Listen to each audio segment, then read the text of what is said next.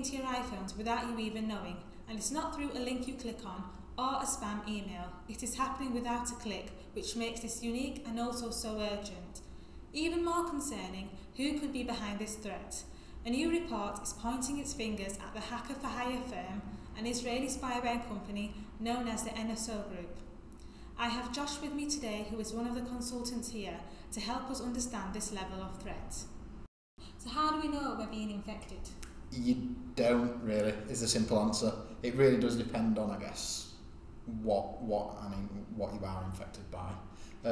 It could be as simple as, installing antivirus on your phone, which, for Apple, that's not something that I'm, aware of. I don't know whether that's a thing, if I'm totally honest with you. I think it's a difficult question to answer because the way in which malware behaves, it's not predictable. It's not something that we can say, this specific signature on your phone means you are infected.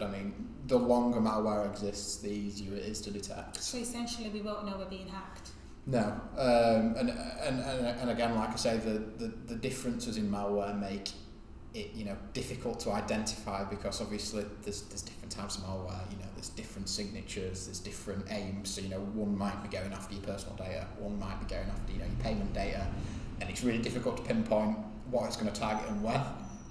So without I guess the visibility of having a product like an antivirus product on your phone, you're not going to know. It's not as simple as that. But sadly, isn't the concern that the data is out there and is available? So would you say this threat is new?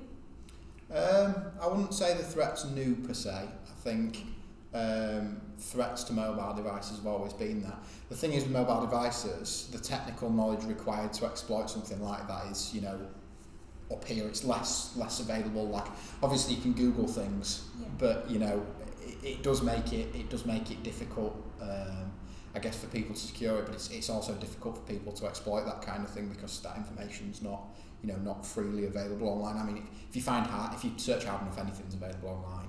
You will be able to find it, but people who are targeting people's devices are not your average script kiddie, for use of a better term. It's these sophisticated APTs that are going after government bodies and that kind of thing. It's not something that you can go online, download a script for and exploit. It's a widespread threat.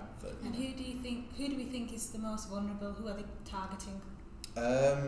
I guess the less technically able, and I know that sounds quite horrible. I think the less technically aware people, shall we say, because some people aren't aware of security patches that are being pushed out, and people don't keep up with that kind of thing. And it's very well publicised to people like ourselves, where we're involved in that space. And if you're involved in that space, you see things such as critical software patches being published, and it's like, right, okay, we probably need to install that because it's it could risk this. But then there's those people out there that don't think like that. And do you think Apple are doing enough? Like, for example, are there other steps we can be taking to avoid our phones from being hacked? Apple devices specifically, automatic updates. If automatic updates are installed, switched on, yeah, your phone automatically updates. There's no two ways about that. That makes it easy. You don't have to think about it. It's click of a button and it'll install when you connect to power on 50% on a night. I guess people probably should make a sort of a bigger effort at making sure updates are installed, so vulnerabilities such as the ones that malware are taking advantage of are patched when the patches are released, because then the smaller the attack window, the less time somebody has to actually get into your device. I guess, and that just sort of increases your own personal security. So I guess I'd say keep your automatic updates switched on your phone updated. Keep your data backed up in case the unforeseen does occur, and if it is backed up, then you've got a copy of it. Yeah. You might not be, you might still be vulnerable to threats, but if it is backed up, you're not losing data. No. It's best case scenario for everybody. Really. So get your updates, everyone. Get them now. It's the first line of defence against this threat. Thank you so much for your time, Josh, and we will be back next week with a new major cyber attack topic. Thank you.